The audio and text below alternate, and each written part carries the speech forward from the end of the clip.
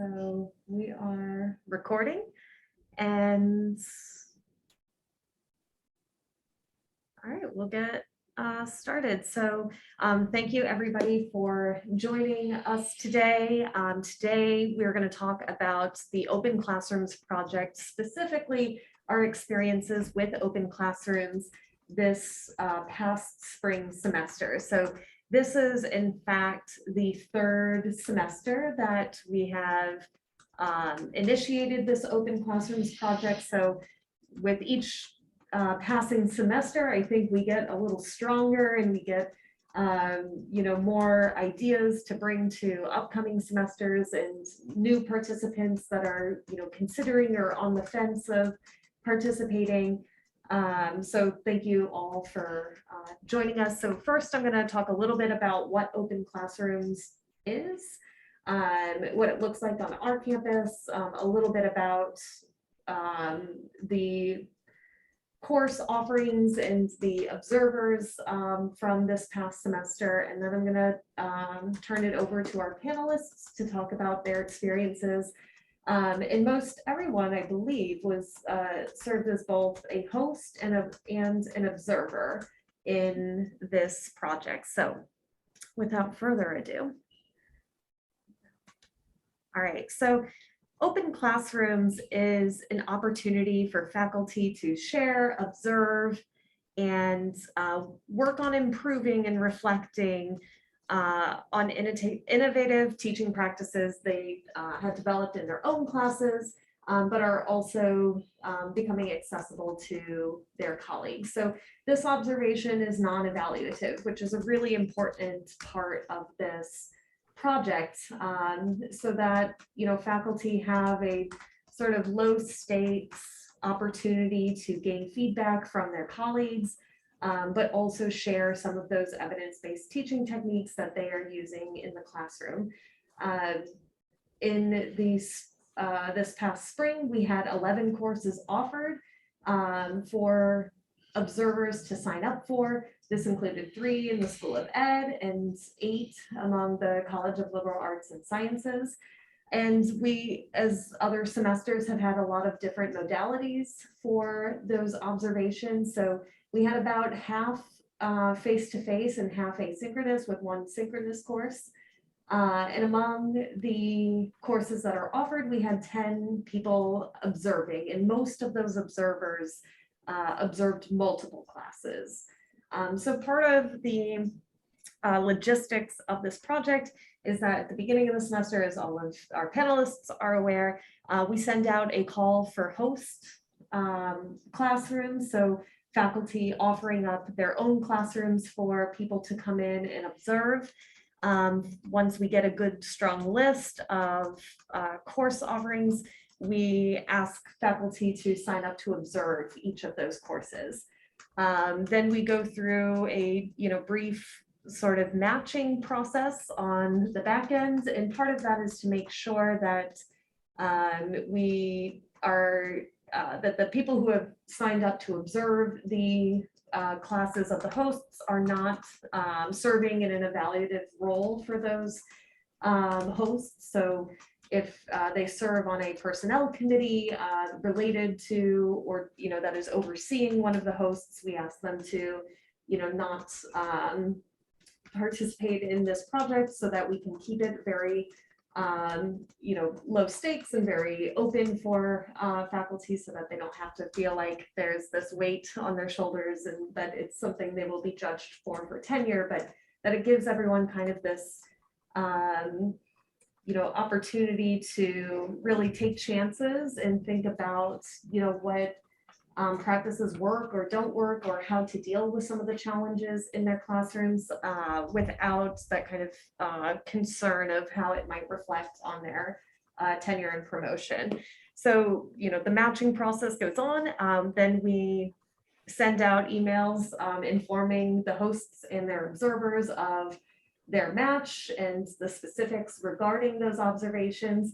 And we encourage everyone to work together to create pre and post discussion groups. The purpose of the pre-discussion group is to make sure that the hosts are comfortable with their observers, the observers are comfortable with their hosts, to learn more about the classroom itself and some of the techniques that they are hoping to get feedback on as observers and, as hosts, and what it is that the observers are hoping to gain from this experience as well.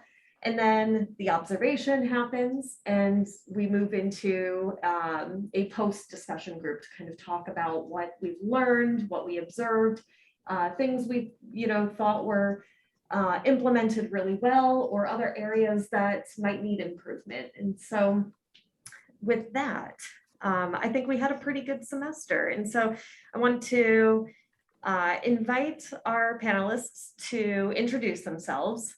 So if it is okay with everyone, we'll kind of go right down this list as I have us in that second bullet point. But I want you to mention your department, what role you served, whether you were a host, an observer, or you served as both in this project, which classroom you offered and which classrooms you observed, what those modalities were, and then ultimately what drove you to participate as both a host or an observer or both. So let's first pass this to Naja.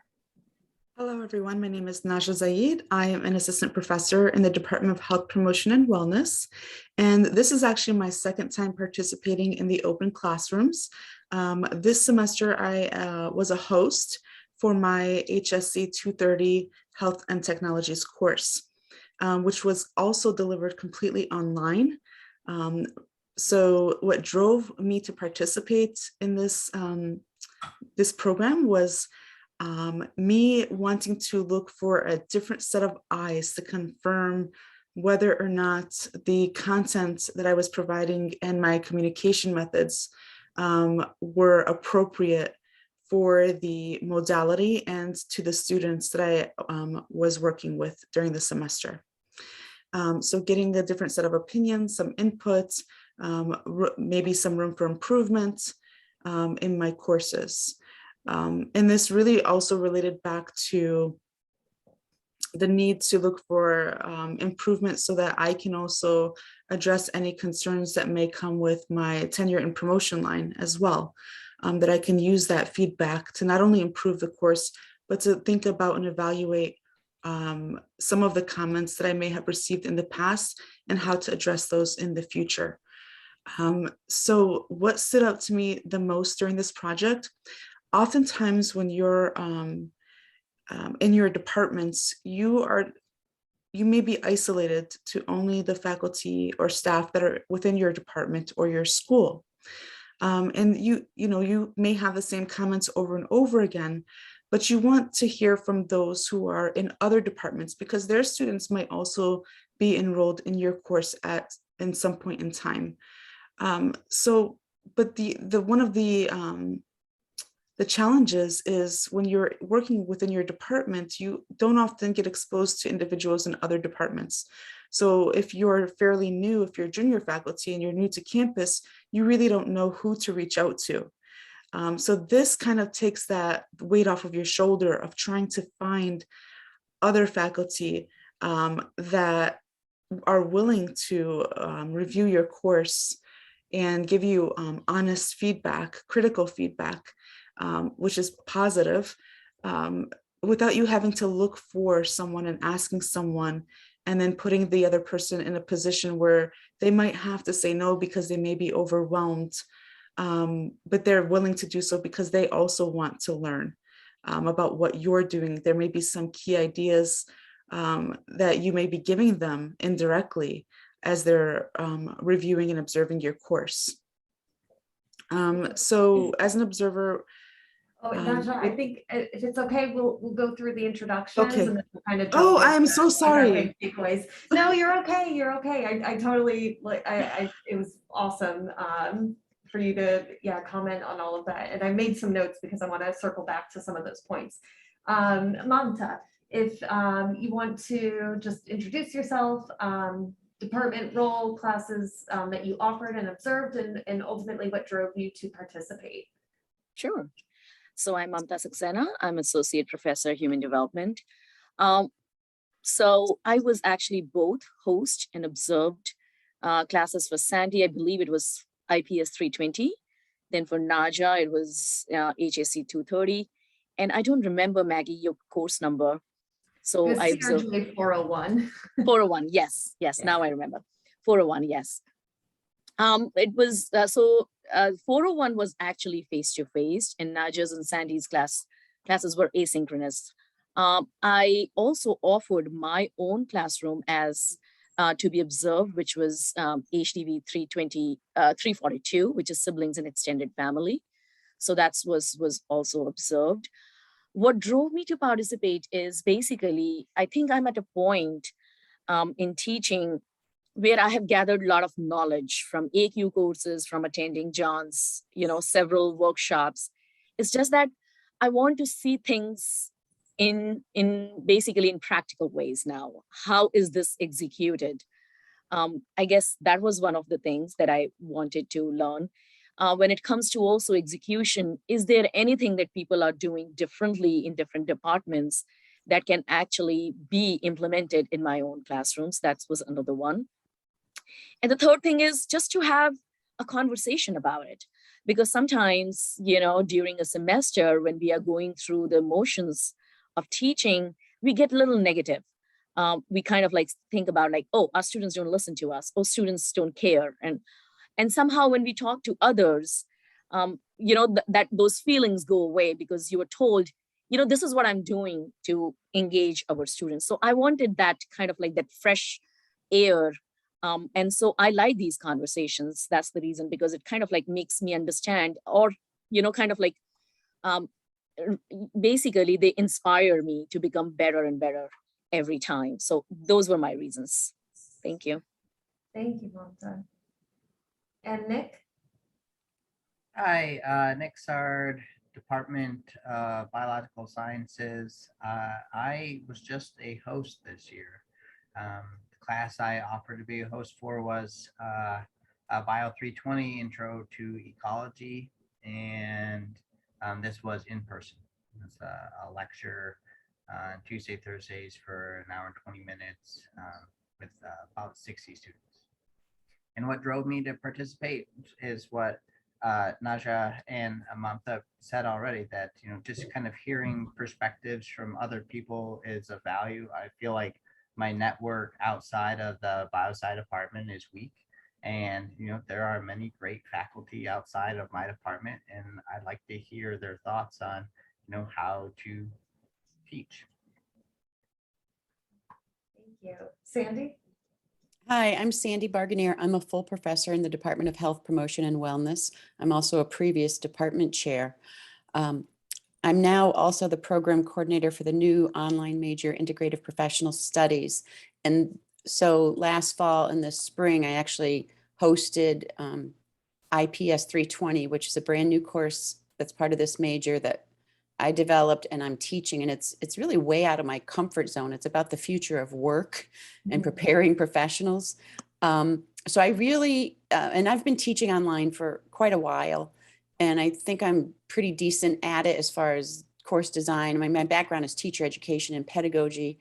So, I've been doing this a long time, but I really wanted to get feedback from across campus on, my course design, on, I think I posted it as interesting content or something.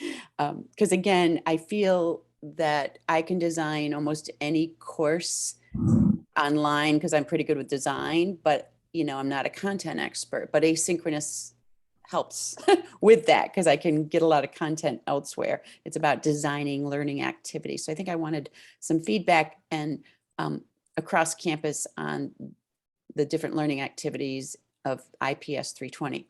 I also observed last fall, but this spring I observed 3 courses. I observed Mamta's sibling course, Star Madison and Career Technical Education, her 314 course, and John Kane's Economics 305 course. And again, I don't ever feel like I see a lot within my own department. And I used to be a chair that evaluated people's online courses for many years before anybody did that. So I feel a little uncomfortable asking to even go into my colleagues' courses now. it's different, just a different vibe. So I think they would welcome me, but I just said, I've looked at them a lot. Let me get outside of our department. Yeah. And I really wanted to see John Kane because I've never seen what John Kane does. And, he's been the CELT guy forever. So, but I learned, and Star Madison actually was on her search committee. So when she presented technologically, she's great technologically. I'm not. So I wanted to see sort of what cool things she was doing. And Mamta and I have known each other for, and done a lot together. And so and HDV is similar to HSC. And so it was great going into all three classes and observing. Awesome. Great. And I also just kind of wanted to share my motivation to, get this project started. It was, probably, except maybe Sandy, because you have a particular background in curriculum and instruction. But, coming out of grad school, there was not, really any focus on pedagogical training and, not really even a word about, what was effective in the classroom. And so, when I first started here and kind of made my way and found my, footing here in CELT, I was hearing all about these different techniques, these different practices that people were doing. But there was still part of me that was like, but I want to see it because like it all sounds good, but I want to just see it in person. I want to see what good educators are doing. And so through lots of conversations and, some research on different programs that other universities were offered, John and we kind of went through a couple of iterations of, this project, and we landed on open classrooms where, faculty would volunteer their classrooms and would share with their colleagues, all of these practices. And for me, it was kind of like it was a really like full circle moment to be able to get to observe these classes and really feel like, okay, like I can see how this is now being executed in the class, and it makes it feel more achievable for myself, and it makes it feel less scary to try something new, because here's all my other colleagues who, clearly care about, effective teaching and,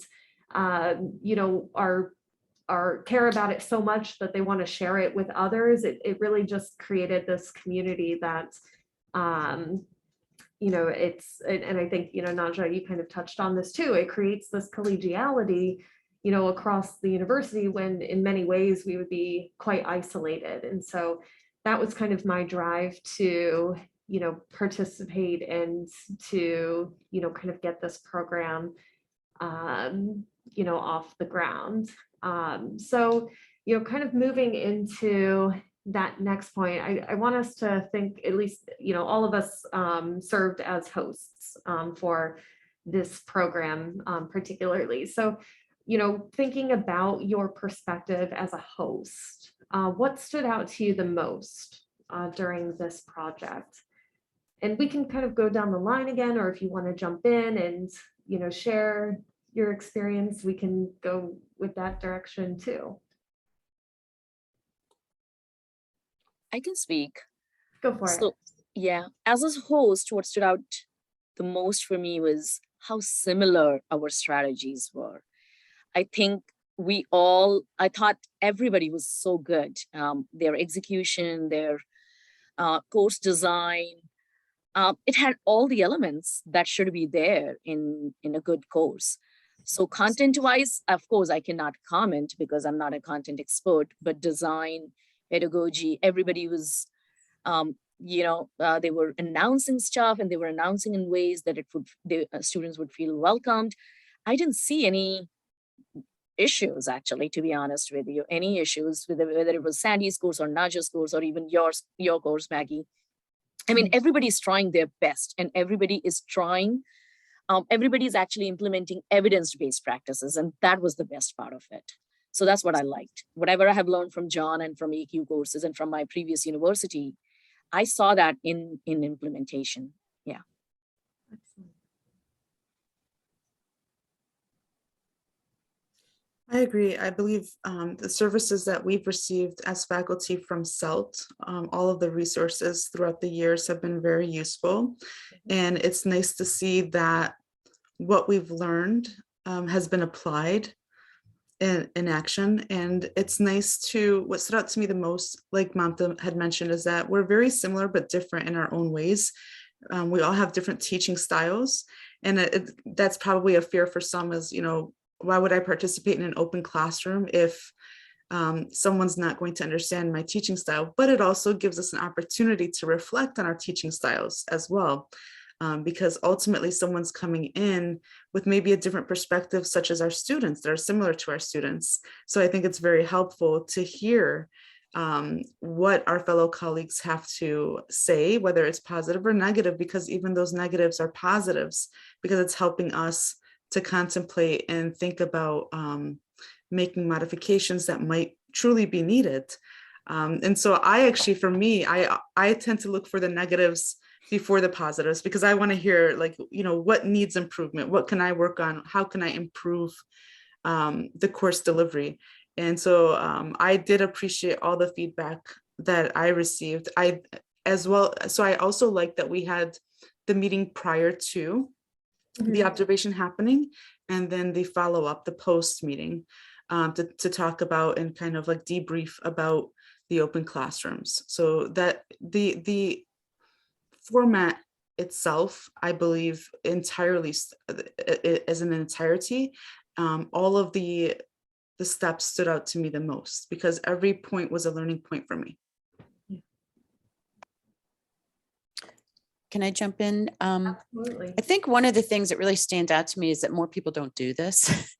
And, again, we're in a higher education community, especially SUNY Oswego, that values teaching, and we evaluate, in the P&T process on teaching. And there's so many opportunities. There really, we have more CELT and AQ. We have so much going on here than any other place I've ever been. And it's wonderful. I guess, and Maggie, that's probably one of the things. I think there was good turnout, but I'm thinking, oh my gosh, why wouldn't more people want to, I don't know, go in and see what others are doing. I love this. And in all of my education, I've always complained, like, my God, we never, and this is not just SUNY Oswego, it's other places, like we never go and see what others are doing unless it's in an evaluative once a year type thing. So more of this it's just lovely, especially during COVID, to talk to like-minded people, to talk to others about these things we care about. So thank you for doing that. Yeah, I feel, very similarly that, I wish more people would take advantage of this, because especially, in a pandemic where we've all felt very isolated and, are sometimes at a loss for, how to make these shifting modalities and, the other classroom concerns that have just been amplified because of this, pandemic. Sometimes, it feels like we're an island and we, are struggling to stay afloat. And, but this project here, at least for me, it makes me feel makes me feel less alone, in that, we don't have to reinvent the wheel, and we should really, rely on our peers and rely on our colleagues who are like-minded, and, create those bridges, because it's, it's hard to go through anything such as that, or even just, as say assistant professor going on the tenure track. It is a rough, process to, go through those evaluative stages, and to have that kind of supportive environment where you feel like you can, prepare for that evaluation, but not have the high stakes pressure of, making it perfect, is really so beneficial. Nick, did you want to add anything? I'll just say, I'm going to roughly paraphrase what Naja said. Every point along the way was a learning opportunity for me. I thought that was really true, in terms of the kind of the pre-meeting, the actually having people in there. And even though the post meeting didn't happen for me. With sent out an email didn't really work. And even though that didn't happen, that still is a learning opportunity for me. And as you all were talking, I was kind of reflecting on that and kind of thinking of what is kind of an easy way to get feedback. And also, feedback at what I find the most valuable feedback is the counterpoint. Something that could be perceived as negative feedback. And that's a hard feedback to give, especially when you don't know the person. And I was just thinking, how could I, open myself up to get that feedback? And from AQ, there's that start, stop, continue form, and which is something that I do in my classes. And I was thinking could do something like that, but maybe, kind of riffed on it a little bit, as in instead of like stop, it could be consider, like consider this perspective in terms of what I would do next. What's the other thing? Oh, and Sandy's point about, the lack of participation was surprising. When I first saw that you did this, Maggie, 2 years ago, I thought, oh, I really need to do this. And of course, I had all kinds of excuses for why I didn't. But this year it came around again. I thought I really need to get be a part of this in some way. And it is surprising. I don't know how many faculty SUNY Oswego has, but whatever, us 4 or 5 or however many actually participated, it's certainly less than 1% of all faculty participate, which is really surprising. Yeah. Nick, you just made me think of something. I've been to Oswego twice, and I came originally in 1995, and we had a educational consultant here named Dan Apple, and his whole thing was creating an assessment culture. And, I actually consulted with him for 8 years after that. So it's just interesting for me historically to, okay, here we go again, now it's 2022. And I think one of the things that comes out of this is to help create an assessment culture versus an evaluation culture. And, faculty are so much in the evaluation culture, whether it's publications or peer review or your teaching evaluations. And, evaluation is tough, but if we can create an assessment culture among ourselves, and maybe we're the ones that spearhead this, that we're just a list of people, that Maggie and John can send out and say, hey, depending on time, and you can always say no, but I would love to go into other people's, I'm at a point in my career where, hey, you want me to come and watch your class and give you feedback? I'd love to do that, So and it's safe because I'm not evaluating you. We're just going to come in and look and give you some feedback. That's a good assessment culture that I would think something like this project, thanks to Maggie, would start to create on this campus. Yeah, I like that a lot. I think, another point I wanted to bring up as a host, because this was actually, despite having, helped organize the first cohort of open classrooms, the second cohort, I was out on leave. This is my actually first time hosting, and it was really nerve-wracking. I, like signing it up, and I was like, oh God, I'm going to do this. Like, this is, I hope not too many people select my class, right?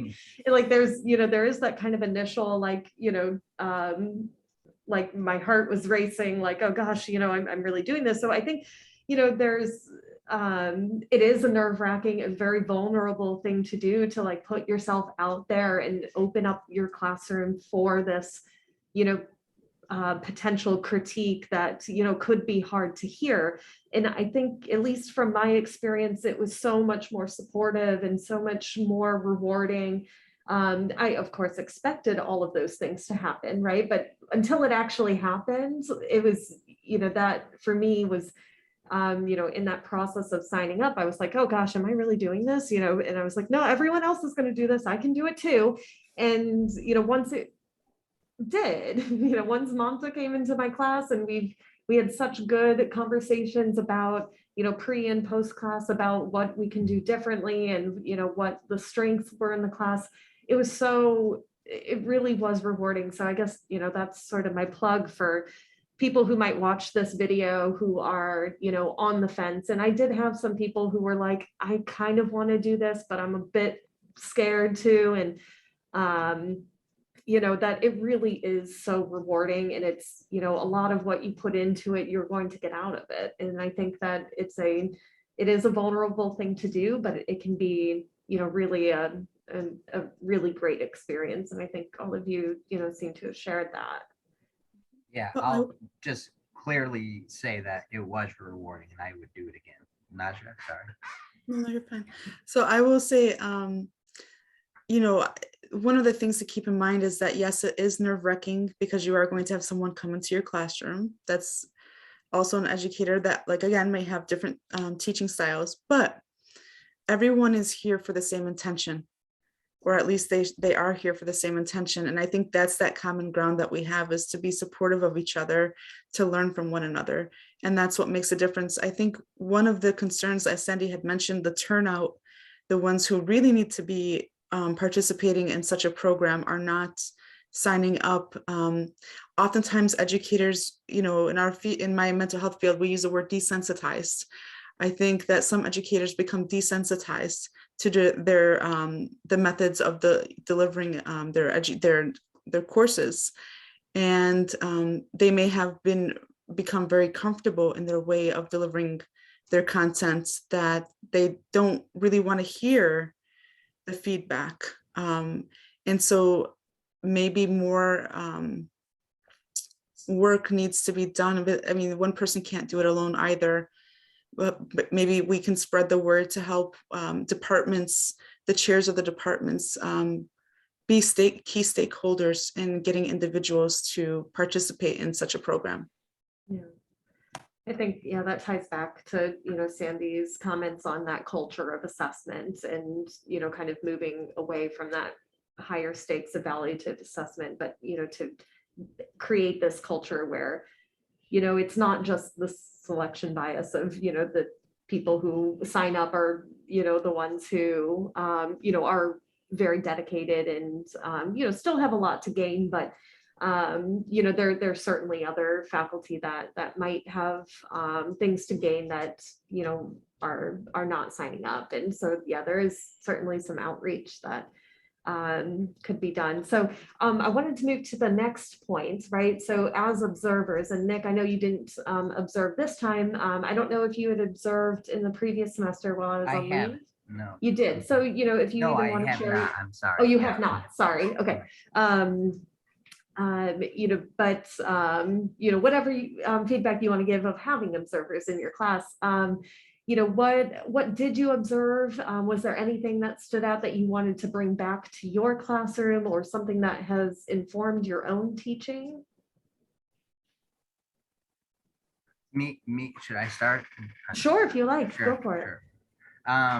Yeah, I think that part about, I think when I do this again in the future, I'll make a anonymous Google form that I can just send to people, and then we don't have to, like, the scheduling of the meeting prior to the class, that required probably, I don't know, 6-7 emails to find the time that worked for 4 different faculty that are, of course, busy and all of that.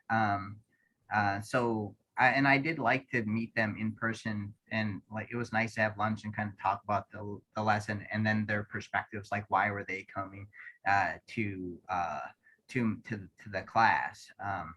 But in kind of lowering the activation energy for feedback would be just a quick Google form that and making it anonymous, I think would help as well in terms of getting valuable feedback. Yeah. And then the other thing you're talking about, expanding the network, getting the word out, doing some outreach, something that I talk about in my ecology class earlier in the semester is climate change, and it really has to do with any quote unquote controversial issue.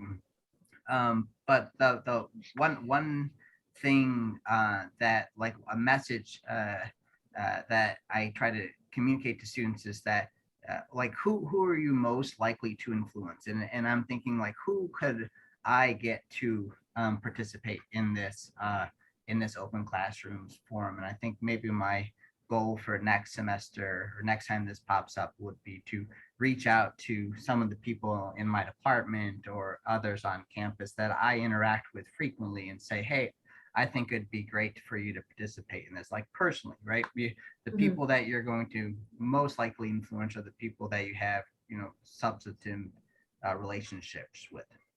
Mhm. Excellent. I can jump in for the Go for next it. question. Yeah. So since I observed 3 classes, I actually learned 3 main things, and of course more, of course. So from Maggie, from your class, I really liked, and I don't do that very often, and that's why I really liked how you did it. It was the Will Smith issue thing going on during that time, and Maggie Yes. kind of like very seamlessly incorporated current affairs into the discussion of her class, and I loved it. And the way she discussed it, and then the way she actually moved from that issue to the main content of her course, that was amazing. So I learned that from you. So that was wonderful. When I actually looked at Naja's thing, I loved the way she writes announcements. I think my announcements are pretty 1, 2, 3, 4, done kind of a thing.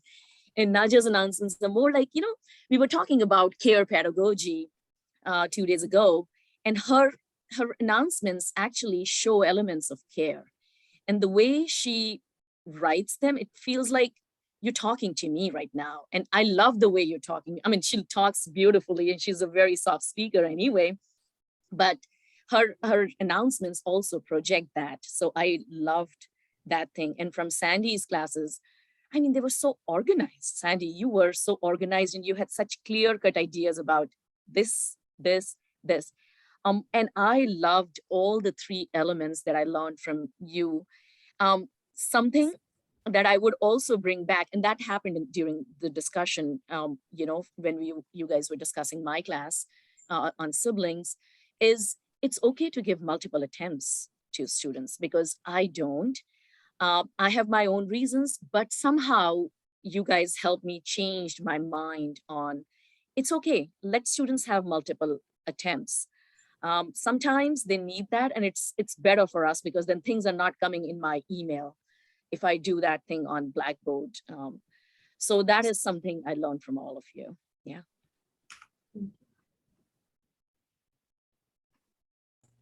I'll jump in, if that's okay. Yeah. Again, I learned so much from everyone. John has the metacognitive cafe in his discussion posts, which, is really thinking about why you're thinking the way you were thinking. And I'd like to try to integrate some more of that into my discussions.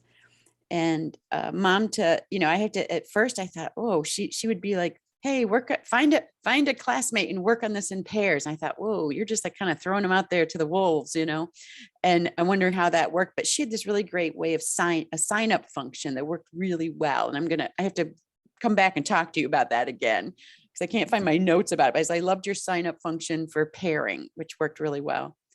And then Star Madison, I mean, this sounds so basic, but Star teaches 5 different online courses, asynchronous all the time. All right. And so did Jan Woodworth. She was part of that. And just managing that. So Star had a really great way of in every assignment about how to label the assignment, like as they saved it as an attachment or whatever. And I was just like, yeah, that way of things, she's had a really good organizational labeling directions for her students' work, which I thought was great as she managed so many. So those are some of the takeaways I had from classes. Sandy, could you expand on that? Because I love organizational stuff, you know that. So Right. Well, I can't, that's what I want to, I have this whole list of like handwritten scribbles and, that was like a couple months ago, but she said, it was like, she gave an example, last name underscore, mod 1 underscore assignment 3, or I don't, she just had a really sort of formal way that they had to submit. And I'm thinking that's brilliant. And I think she did it for everything, like discussion posts. I know it was for assignments. I don't know if it was discussion posts, but so many times students just like post it and it's just like discussion, or they post it like paper, and you kind of get lost of like whose it is and where it is. And so I want to go back and look at that again, because I thought that was very helpful. Nice. Yeah, I loved, Sandy, I loved your video messages. That was something that I, didn't, or the audio messages in your announcements that I thought was wonderful. And also I'm like, man, that would save me so much time, to, just kind of jot down or, record my thoughts and send that out. Mamta, again, group work is something like in an asynchronous class is something that has always frightened me. And, after kind of seeing how it operates in your class, it's something that I'm like, okay, like I can actually incorporate this. Like Mamta can do it, and I'm empowered by her example. And, that's something that I feel like I could attempt and, and go back to her and, work out all of the kinks as it needs. So yeah, there is, I think, just so much as, both a host and an observer that we can kind of gain from these experiences and, use it as we kind of move forward. But also, I think just as important, it's this connections that we're making with each other that we can, go back and talk to each other and like, oh, you did this thing, tell me more about it. I think each of you have kind of touched on that point. So I guess, moving to that last point, we have about 7 minutes or so left in our session. Nick, I think you had talked a little bit about what you had hoped, changes you might see in the future. If you want to elaborate on that, or if anyone else wants to jump in on what you hope future hosts and observers gain from this experience, or what changes you want to see in the overall structure of this program, we would love to hear. So regarding the last one, what changes might you hope to see in future open classrooms? I was having this conversation with Roger the day I was supposed to observe you, Maggie. Before your class, I just had a short conversation with Roger because I know he also came to observe you the same day, right? So you had 2 observers in that class. What he mentioned to me actually is, and I thought maybe CELT can help, or these open classrooms can help with that. He said in his department, he's the only person who actually observes. So all the burden is on him. I guess he's the only one, right? So any department who would prefer an external person to observe, actually open classrooms can be a resource for those departments and their chairs. And I think the word needs to be spread on that. If in a tenure report, if we include an observation from CELT or from open classrooms, and the person who's observing is actually outside the discipline, that should be counted as actually a positive thing because it's interdisciplinary, multidisciplinary work. So that is something we need to work on. Let chairs know that we are available as a resource to them. We want to stay out of evaluation though, and just provide formative feedback. So we try not to do those types of formal evaluations for departments on the grounds that we're not evaluating people, we're providing feedback to help people develop. So we want to get out of an evaluation culture in the role of CELT. And we want to keep this approach tied to formative feedback and not evaluative. So that's why we've been very careful to try to keep that separate. Yeah. And I think, one point that you did bring up that I do think is worth, like kind of highlighting is that, what I have experienced with open classrooms is that we can ask our colleagues beyond our department for assistance in various ways. So, in an evaluative role, I've had someone from sociology come in and observe my class because Roger is the only person who's doing observations. And so, there is, I think, something to gain from that kind of interdisciplinary, connections that we're making that, could be used in an evaluative sense. But, of course, we do want to keep this program, much more formative and less, about that evaluation for tenure and promotion, just so that we can keep that culture of assessments, right, growing and, kind of adhere to that in this particular program. But I do think it does make sense that we can, start to reach out to colleagues who Yeah. might have something more to offer in an evaluative sense in, a separate program for sure. Sandy? Mm.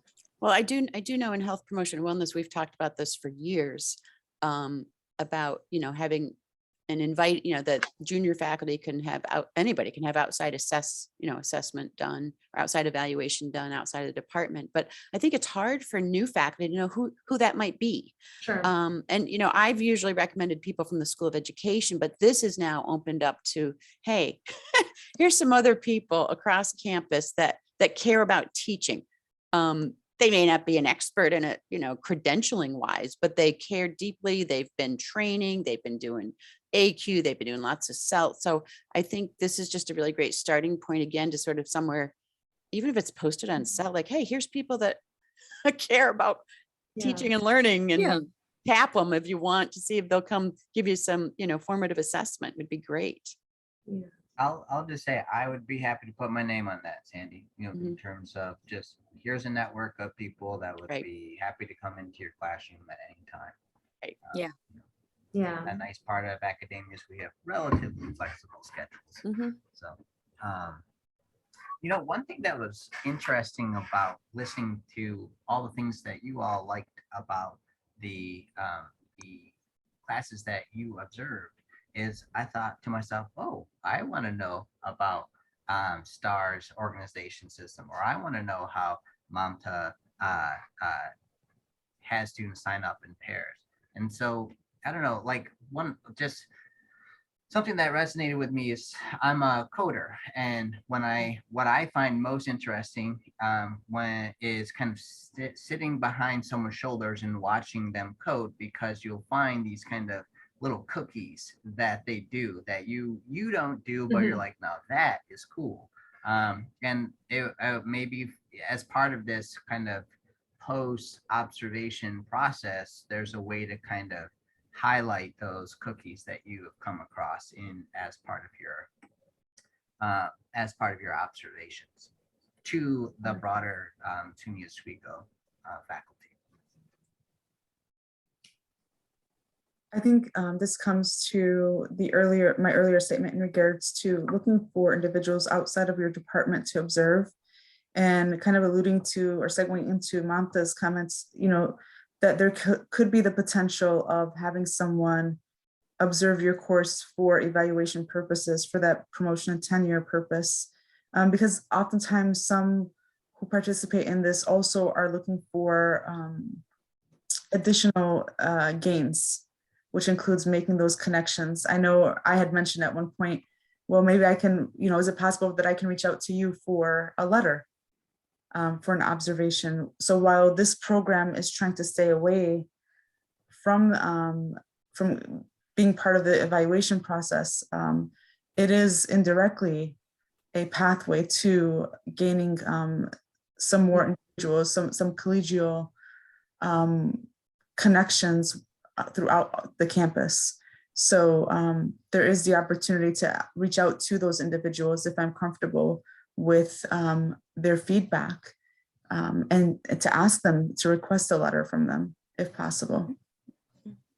Yeah, I think certainly, this network of, people who are very dedicated to teaching is really a excellent gain from this program, and getting those connections and, creating those connections for each of us. All right, any last thoughts, or shall we? One more, Maggie. Oh, Yeah. Is this only offered in the spring semester, or has So it so far? it was offered in the fall semester as well, this past fall. We'd like to see it grow. Yeah, we'd So I like to think see it we will be grow, doing and- it in the fall as Yeah, well. that's our Good. plan. Okay, sounds good. I was just thinking, I couldn't remember when it has been offered, but obviously I teach certain classes in the spring and some in the fall, and I'd like feedback on both. And when we do it again, encourage your colleagues to join in. We'd love that. The Yeah, more I the was just going to merrier. say, I would love to see this grow. so that more and more individuals are participating. But I would also maybe consider the summer sessions for some departments that offer courses only during the summer, so that we're including some of the other courses or maybe other faculty that teach primarily in the summer. Yeah. It's a possibility. Yeah, it's This is a possibility, for challenging, sure.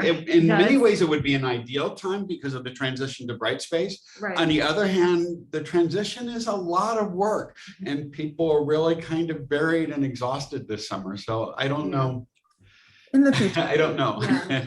But I do think, in future iterations, when we can get this kind of, fine tuned and, it'll be. And the other thing is, in Brightspace, our local people are not able to add people to courses. It requires a ticket for each person to go to SUNY, and that's not moving very quickly because they're doing it for the whole damn system for all 65 campuses.